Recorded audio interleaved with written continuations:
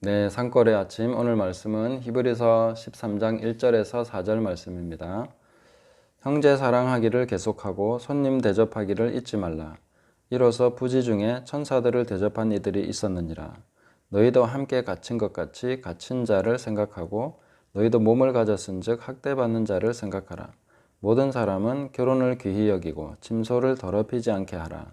음행하는 자들과 간음하는 자들을 하나님이 심판하시리라. 아멘. 예수님의 재림을 기준으로 해서 우리 삶을 재편하고 신앙의 전반을 점검하는 것은 항상 유익이 있습니다.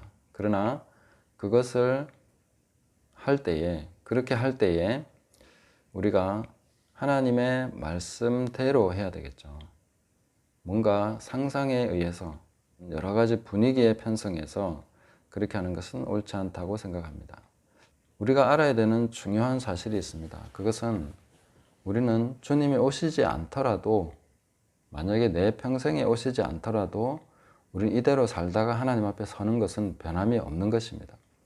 그래서 예수님의 재림이 가까웠다고 해서 비상한 삶을 살아야 되는 것이 아니라 우리 삶이 언젠가는 끝나기 때문에 주님의 재림도 확실하지만 내 삶이 끝나는 것도 확실합니다. 우리는 끝날을 향해서 늘 달려가고 있는 삶을 살고 있기 때문에 주님 앞에 설 것을 기준으로 해서 모든 삶을 재편하고 그것을 따라서 살아야 되는 것이죠. 그래서 두 가지를 항상 점검해 봐야 된다고 봅니다. 하나는 내가 주님이 주신 사명의 길을 가고 있는가? 내게 맡기신 그 일을 내가 하고 있는 것인가? 이걸 항상 점검하고 그 도상에 우리는 있어야 되는 것이죠. 그리고 삶 속에서 주님께서 하라고 하신 것, 물론 사명과 별개로, 사명은 큰 어떤 방향이라고 한다면 순종은 그때그때 매일매일 주님께서 우리 마음속에 주시는 그 부담, 또 깨닫게 하시는 것, 회개케 하시는 것, 이런 것들을 뒤로 미루지 않고 또 거부하지 않고 즉각 순종하는 것, 이 두 가지가 아주 중요하다고 하겠습니다. 그 말씀대로 또 사명대로 가고 있다면 가다가 중간에 끝나더라도 크게 개의할 바가 아닙니다. 내가 꼭 완성해야 되는 것이 아니라 내가 나에게 주어진 만큼의 삶을 살아가는 것이 중요하기 때문입니다. 그래서 중요한 것은 지금입니다. 지금 일상이 중요합니다. 매일의 삶이 중요합니다. 매일매일의 삶에서 주님과 동행하고 그분의 뜻을 받들어 사는 것이 가장 중요한 것입니다. 지금 그렇게 하지 않으면 언제 하겠습니까? 하루라도 빨리, 남아있는 시간이 조금이라도 더 있을 때에 빨리 그렇게 하는 것이 좋은 것이겠습니다. 자, 우리 12장에서는 계속해서 아주 큰 연단과 그런 과정들에 대해서 살펴봤고, 하나님은 소멸하는 불이시다 하는 강력한 메시지를 우리가 보았습니다. 그리고 나서 그 다음에는 우리가 아주 비상하고 대단한 어떤 그런 삶을 살아야 되지 않겠는가 하는 부담을 가지게 되는데, 13장으로 탁 들어오면서 형제 사랑하기를 계속하고 이렇게 이어집니다. 우리는 항상 성경의 논리를 따라가고 그 흐름의 전개 방식에 우리가 익숙해져야 됩니다. 우리가 생각하고 있는 방식대로 성경이 전개되지 않을 때가 참 많습니다. 이렇게 말했으면 그 뒤에는 뭔가 굉장한 요구를 하거나 대단한 어떤 그런 헌신에 대해서 말씀하실 것 같은데 그냥 일상으로 돌아와 버린 그런 것을 볼 수 있죠. 형제 사랑하기를 계속해라. 하던 일을 계속해라. 거기에 머무르라 하는 뜻입니다. 그 형제 사랑 안에 계속 머물러 있어라. 그게 바로 계속하라는 뜻입니다. 내가 지금 사랑해야 될 사람, 내가 관계를 가지고 계속해서 교제하고 있는 그런 사람들과 사랑하는 관계를 계속 하라는 것입니다. 하던 일을 계속하라 하는 것으로 볼 수도 있겠죠. 두 번째는 손님 대접하기를 잊지 말라. 이로써 부지 중에 천사들을 대접한 이들이 있었느니라. 우리 이런 사람이, 대표적인 사람이 아브라함이죠. 아브라함이 천사를 대접했습니다. 그리고 롯도 천사를 대접했습니다. 이렇게 천사들이 뭔가 결정적인 순간에 와서 개입을 하는 그런 경우들이 있습니다. 뭐 신약시대는 없지 않습니까? 생각하신다면 신약시대에 천사의 활동이 많이 있습니다. 그래서 지금 우리가 살고 있는 지금 이 시간에도 천사들은 활동하고 있죠. 그리고 우리가 대접을 한다 하는 것은 천사들이 우리와 똑같은 모습으로 온다는 그런 얘기겠죠. 아브라함도 그랬고 롯도 그랬고 천사들이 사람과 똑같았습니다. 같이 먹고 얘기하고 그렇게 하는 사람들이었죠. 그런데 그들이 천사였다는 거죠. 누구를 만나든 천사를 대하듯이, 천사를 대접하듯이 하면 그 대접의 기준이 충족된다, 이렇게 볼 수 있겠습니다.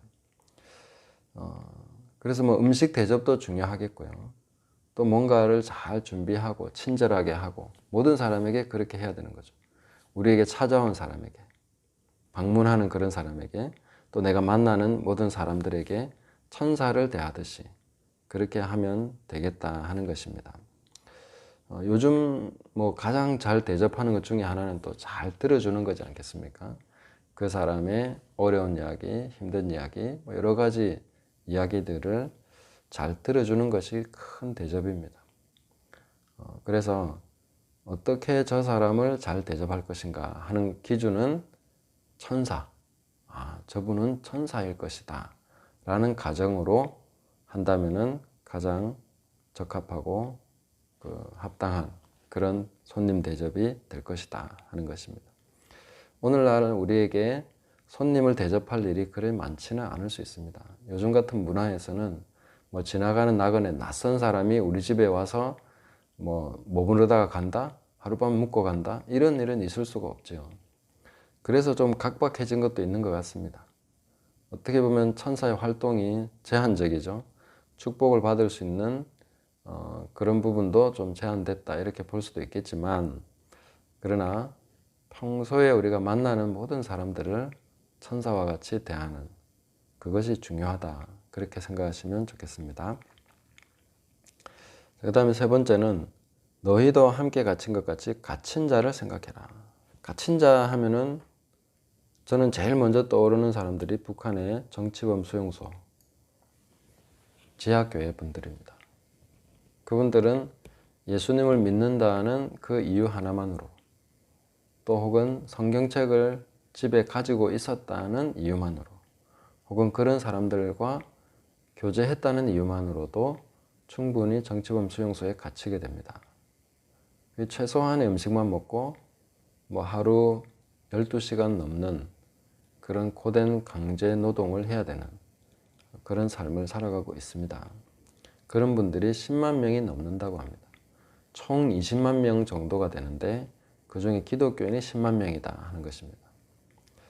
그런 분들을 생각하라, 잊지 말아라, 기억하라, 이렇게 말씀하고 있습니다.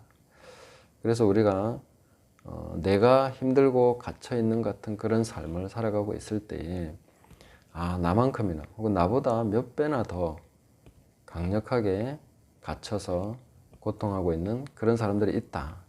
똑같이 믿음의 사람들이 그렇게 가고 있다, 살아가고 있다 하는 것을 잊지 말아라 하는 것입니다.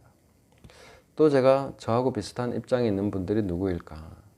개척교회 목사님들, 농촌교회 목사님들, 선교사님들, 이런 분들이 저하고 비슷한 입장으로 생각을 합니다. 그래서 그런 분들을 생각하고 있습니다. 저의 삶을 살아가면서 항상 마음속에 떠나지 않는 부담이 동일한 농촌교회 목사님들, 또 선교사님들, 이런 분들입니다. 또 개척교회, 도시에서 개척하고 하는 목사님들도 뭐 7년, 8년, 10년 이렇게 지나도 늘 개척교회 규모를 벗어나지 못합니다. 이전에는 개척교회 돕는 사명을 가진 분들이 꽤 있었던 것 같은데 요즘은 개척교회는 부담스럽다 하고 좀 피하는 그런 분위기인 것 같습니다. 이런 분들을 위해서 뭐 제가 할 수 있는 게 별로 없습니다. 그러나 생각합니다. 저와 비슷한 입장에 있는 분들이니까 항상 생각하고 마음에 담고 종종 기도하고 있습니다. 그래서 또 학대받는 자를 생각하라. 내가 몸을 가지고 있으니까 내 몸이 아픈 것을 알지 않습니까? 배고픈 것을 느끼지 않습니까? 피곤한 것을 알지 않습니까? 그럴 때마다 내가 피곤하고 배고프고 아프고 그럴 때마다 학대받는 자를 생각하라 하는 것입니다. 종종 우리는 아프게 되죠. 그럴 때에 학대받는 자, 고통 가운데 있는 사람들을 생각하는 시간이 되어야 되는 것입니다. 내 이웃을 내 몸처럼 사랑하라 하셨으니 내가 몸이 아플 때는 아픈 이웃을 생각하는 시간입니다. 내가 건강하고 활기차게 생활할 때도 또 그렇지 못한 사람들을 생각하고 기도해야 될 것입니다. 근데 저도 힘드니까 여력이 없어서 다른 분들 생각하지 못할 때가 종종 많습니다. 특히나 그냥 몸이 아프거나 그러면 괜찮은데 오히려 이 심적인 부담, 엄청난 그 압박감 이런 것으로 계속해서 힘들어질 때는 진짜 여력이 없어서 다른 분들 생각하는 거, 그분들을 위해서 기도하는 거 참 쉽지 않은 것을 느낍니다. 그래도 계속 훈련해야 되겠다 하고 생각하고 있습니다. 자, 네 번째로 보시면 결혼을 귀히 여기라. 왜 결혼을 귀히 여기라 했습니까? 하나님이 심판하시리라 그렇게 말씀하고 있습니다. 왜냐하면 결혼의 주인은 하나님이십니다. 마태복음 19장 6절에 보면 그러므로 하나님이 짝지어 주신 것을 사람이 나누지 못할지니라. 그리고 이것을 깨는 유일한 죄가 마태복음 5장 32절에 음행이라 그렇게 말씀하셨습니다. 그래서 우리는 결혼에 대해서 하나님께서 이 사람을 만나게 해주셨고 한 몸이 되게 하셨다 하는 것을 반드시 기억해야 됩니다. 그리고 아주 귀하게 여겨야 된다. 왜냐하면 여기에서 하나님의 주권이 인정되지 않는다면 다른 어떤 분야에서도 우리는 하나님의 주권이 인정될 수가 없습니다. 특히 결혼해서 배우자가 마음에 안 들거나 아니면 서로 마찰이 있어서 그런 힘든 시간들이 있죠. 고비를 넘기게 됩니다. 그 고비마다 우리가 하나님께서 붙잡아 주시는 것을 느낍니다. 저도 결혼의 고비 몇 번 있었습니다. 그런데 그때마다 하나님께서 붙잡으시고 이 하나됨을 지키도록 역사하신 것을 우리는 경험하고 있습니다. 하나님이 짝지어 주셨기 때문이죠. 이 영접한다는 개념을 저는 참 광범위하게 좀 써야 된다고 생각하는데요. 배우자를 영접을 해줘야 됩니다. 예수님을 영접하듯이 내 마음속 깊이 받아들여줘야 되는 거죠. 서로가 이렇게 영접을 해줘야 됩니다. 마음속 깊이 받아들여줘야 됩니다. 그렇게 해야 되는 이유는 하나님이 주권자이시기 때문에 하나님이 인도하셨다는 것을 믿고 또 특별히 결혼에 있어서는 하나님이 짝지어 주셨다는 것을 성경이 분명하게 하셨기 때문에 우리가 결혼을 귀하게 여기고 서로가 서로를 영접을 해주고 그렇게 하면서 받아들인다면은 어떤 일이 있습니까? 부족한 것이야말로 오히려 부딪히는 것이야말로 정말 그 속에 하나님 뜻이 있다고 봐야 됩니다. 그냥 좋기만 한 것이 아니라 좋기만 해도 서로 이제 시너지가 있겠죠. 그런데 부딪히고 모자라는 것을 보고 안 되는 것을 보고 그럴수록 그 안에 하나님 뜻이 있다 하는 것을 깨달아 가야 됩니다. 그 속에서 정말 아름다운 하나님의 역사가 나타날 것입니다. 제가 종종 말씀드리지만 저는 결혼 안 했으면 인간이 안 됐을 거다 이렇게 생각하고 있습니다. 저라는 사람은 굉장히 판단이 심한 사람이었습니다. 너무너무 심하게 판단하고 까칠한 지금 보면 안 그렇죠. 얼굴 봐도 까칠하게 생기지는 않았는데 그때는 아주 까칠했습니다. 나만 잘난 줄 알고 내가 정말 대단한 사람인 줄 알았습니다. 진짜 괜찮은 사람인 줄 알았습니다. 근데 결혼해서 살다 보니까 알게 되는 거죠. 참 결혼을 안 했으면 인간이 안 됐겠구나. 하나님이 이 사람을 만나게 하셔서 서로가 서로를 깎이는 부분도 있고 또 보충되는 부분도 있고 그러면서 거룩함을 이루도록 그렇게 예정하셨다 이렇게 하는 것을 알 수가 있습니다. 그래서 결혼을 귀하게 여기면 거룩함을 이루어가게 됩니다. 결혼은 아주 거룩한 것입니다. 하나님의 거룩한 뜻을 이루기 위해서 이 결혼을 허락하셨다 하는 것을 기억하시면서 배우자를 사랑하시면서 이 관계 속에서는 하나님이 심판하실 것을 기억해야 됩니다. 그리고 음행에 대해서 말씀하셨는데 이 음행은 배우자 외에 다른 사람에게 눈길을 주거나 마음을 주는 것이 됩니다. 결혼은 가장 배타적인 관계를 형성하는 것이죠. 이 둘 사이에는 아무도 들어올 수 없습니다. 어떤 사람이라도 들어오면 그게 바로 간음이 되고 음행이 되는 것입니다. 그것을 철저하게 막으시면서 마음을 지키시면서 거룩함을 이루어 가시기를 예수님의 이름으로 축복합니다.